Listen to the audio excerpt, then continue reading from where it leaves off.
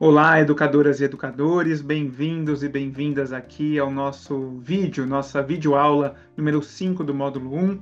Há pouco estávamos vendo sobre o processo de elaboração do orçamento público e agora a gente vai discutir a aprovação do orçamento público, como ela é feita. Por que isso é importante de ser discutido por nós profissionais da educação? Bom, a comunidade escolar ela pode participar ativamente dessa fase de discussão do orçamento público, atuando, pressionando por melhorias no orçamento público. Quanto mais informados, mais engajados estiverem os educadores, melhores as nossas chances de ter um orçamento público que vai refletir as reais necessidades da educação pública, assim como trazer prioridade para a educação dentro do orçamento, que é o que a gente tem discutido ao longo de todo esse módulo. E os profissionais da educação, junto com os pais, junto com os alunos, têm oportunidade, têm espaço de voz para incidir, para ter um orçamento mais justo e mais adequado às necessidades das nossas escolas. Bom, mas qual é o nosso momento, nosso calendário, nossa janela de tempo para poder atuar na aprovação do orçamento anual? Ou seja, para poder atuar aqui, eu vou chamar a atenção na aprovação da lei orçamentária anual. A tramitação da LOA, que a gente viu há pouco, ela começa quando o executivo envia para o legislativo, isso no âmbito de cada município, de cada estado, o projeto de lei orçamentária anual, chamado PILOA. Isso deve ser feito até no máximo 31 de agosto de um determinado ano anterior à vigência desse orçamento. Então, no caso, até 31 de agosto de 2025 deve ser enviado o PILOA 2026. A partir desse momento começa a transcorrer a tramitação no Legislativo e o Legislativo tem até o dia 22 de dezembro do determinado ano para aprovar o projeto de lei, já um projeto de lei modificado, o qual deve ser sancionado pelo prefeito ou pelo governador do estado, até o dia 31 de dezembro. Quem são os principais responsáveis? Bom, na fase de montagem do PILOA, tem o executivo, né? Inclusive a área de planejamento da prefeitura ou do governo do estado é quem tem a principal função aqui. Mas uma vez que se chega no legislativo, tem duas figuras centrais. O presidente da comissão de orçamento, que vai definir o rito, todo o calendário das discussões, se vai ter audiência pública, se não vai, como vai ser, e também o relator do orçamento, que é quem vai consolidar a proposta final do legislativo antes de ser levado à votação. Vou passar agora no próximo slide para como é o passo a passo desse ciclo de aprovação do orçamento público. Então, primeiro tem a chegada do projeto de lei, a partir do qual se monta ou se ativa uma comissão de finanças e orçamento, que pode ter vários nomes a depender do regimento interno de cada localidade. Depois, esse projeto passa a ser alvo de discussão por parte dos parlamentares, muitas vezes e idealmente assim, com audiências públicas que sejam com participação da sociedade. Depois desse ciclo de discussão, desse ciclo de escuta da sociedade, em geral, os parlamentares, membros dessas comissões, organizam e apresentam as suas emendas parlamentares ao orçamento, né? Que são emendas no sentido de aprimoramento, né, da peça original enviada pelo Executivo, remanejando recursos, sugerindo novas prioridades, e essas emendas elas são analisadas por essa comissão quanto à sua viabilidade técnica e seu impacto fiscal. A partir dessas emendas é que o relator vai apresentar o seu relatório, né, que é basicamente um resumo, um parecer consolidado sobre o projeto de lei com as emendas, e esse parecer, então, ele é discutido e votado no âmbito da comissão, a partir do que se tem a redação final, e essa redação final é levada ao voto em plenário. Aí todos os vereadores, no caso das câmaras, ou todos os deputados, no caso das assembleias, têm a oportunidade de votar sobre o projeto de orçamento anual da determinada localidade, A votação pode acontecer em mais de um turno, a depender do regimento, mas é importante que ela seja aprovada, ela só será aprovada se for aprovada por maioria simples. E uma vez aprovado por maioria simples, segue para a sanção do Executivo, né? Sai do Legislativo e vai para o Executivo.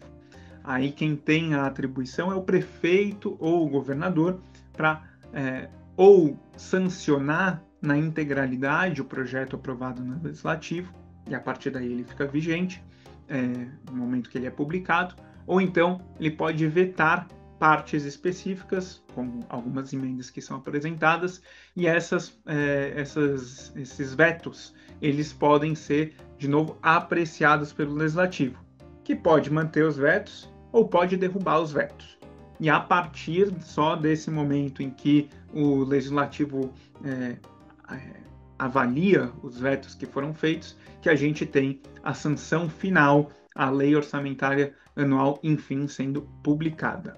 Então tem uma atuação muito forte dos parlamentares aqui nesse momento da aprovação, que pode tanto redefinir parâmetros fiscais organizados pelo governo, reavaliar o cenário econômico, por exemplo. O governo pode ter feito uma proposta considerando que o ano seguinte vai ser um ano de recessão e, portanto, com pouca receita e com pouco espaço de despesa. Agora, a depender do que tiver a conjuntura das discussões na Câmara ou na Assembleia, a leitura do cenário pode ser outra, pode ser uma leitura de crescimento econômico, né? E, portanto, teria mais espaço para receita e, portanto, mais espaço para despesas, né? Para investimentos públicos.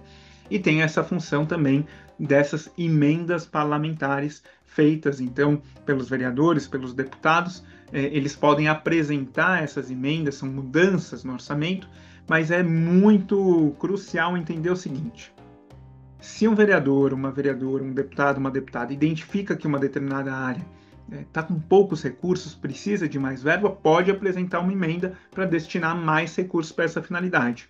Mas desde que indicando de onde vai vir o recurso, remanejando os recursos, porque uma emenda não pode levar ao aumento do valor total do orçamento, a não ser que, como é o caso, né, que a gente estava discutindo, se nessa discussão do orçamento se identifica que vai ter mais receita e, portanto, vai ter mais espaço para despesa.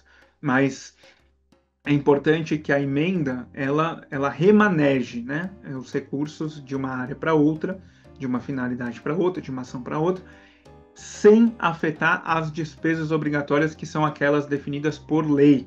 Então, PNAE, por exemplo, recursos do PNAE, o recurso do PNAT, isso não poderia ser alterado pelos parlamentares, porque esses recursos são definidos em lei. Tá? Então, um parlamentar ele pode fazer uma mudança, propor uma mudança de remanejamento, tanto individualmente quanto com a sua bancada ou com a sua comissão. Então, tem diferentes tipos de emendas aqui. Vamos pegar aqui um exemplo nesse finalzinho de aula. Vamos imaginar que no município fictício de Águas de Julho, a prefeitura apresentou o PILOA com, entre outras ações, R$200 mil destinados a projetos pedagógicos de enfrentamento às desigualdades, outros R$200 mil para a melhoria da infraestrutura escolar das escolas indígenas e quilombolas, outros R$200 mil para a construção de creches para atendimento com qualidade e equidade. Pensando aqui no valor, especificamente esses R$200 mil, seria para concluir uma creche num bairro vulnerável na zona rural do município. Então, 3 ações que estão ligadas a uma ideia de equidade. Vamos supor que, nesse caso, um vereador, que não é da área da educação, propôs uma emenda zerando os valores dessas 3 ações e adicionando R$300 mil na ação de zeladoria dos bairros centrais e outros R$300 mil no embelezamento da orla do Rio de Julho, que é o rio que passa ali no município. Ou seja, R$600 mil saindo da educação e sendo colocados em zeladoria. O que essa emenda significa para a educação de Águas de Julho? Primeiro, que as ações pró-equidade elas teriam sido totalmente desidratadas, né? Mas a própria educação estaria sendo despriorizada, né? Agora, vamos imaginar o sentido inverso. A prefeitura apresenta o seu projeto de lei com R$600 mil aí para a zeladoria e, com base na atuação dos educadores junto a um parlamentar pró-educação, ele vai apresentar uma emenda sugerindo que esses recursos sejam redirecionados para a educação. Por exemplo, nessas 3 ações que estão citadas em tela. Então, seria um movimento inverso de priorização da educação e priorização da equidade. E aqui, para fechar a aula, quero trazer as formas de incidência dos profissionais da educação nesse processo de aprovação do orçamento público. Podem acompanhar e participar das audiências públicas, dessa fase de participação social na comissão de orçamento, momento em que os educadores eles podem tanto se posicionar diretamente, tendo voz em mesas de debate, ou podem estar presentes nas audiências para criar oportunidades de debate, de diálogo com os parlamentares que ali estão como membros eleitos da comissão. Também podem contribuir em audiências, em consultas públicas, em enquetes virtuais, podem buscar, se houver, a ouvidoria do governo ou a ouvidoria da prefeitura para manifestar suas posições, dialogar diretamente com as próprias secretarias de educação para organizar estratégias de participação social em prol da educação, apoiar os vereadores e os deputados na redação das emendas, emendas para a educação, e aí também, na reta final, acompanhar e se posicionar a respeito da votação das emendas que impactam a educação, seja para melhor, seja para pior. Ou seja, a aprovação é um momento chave, os profissionais de educação podem estar atentos, podem atuar, têm oportunidade de voz para isso, para garantir que a educação seja de fato priorizada nos orçamentos de cada localidade. Então, fechamos a aula com essa mensagem. Seguimos na próxima falando sobre a execução orçamentária. Uma vez aprovada a lei orçamentária anual, próximo passo é a execução. E o que nós precisamos estar atentos nesse sentido. Muito obrigado e até lá.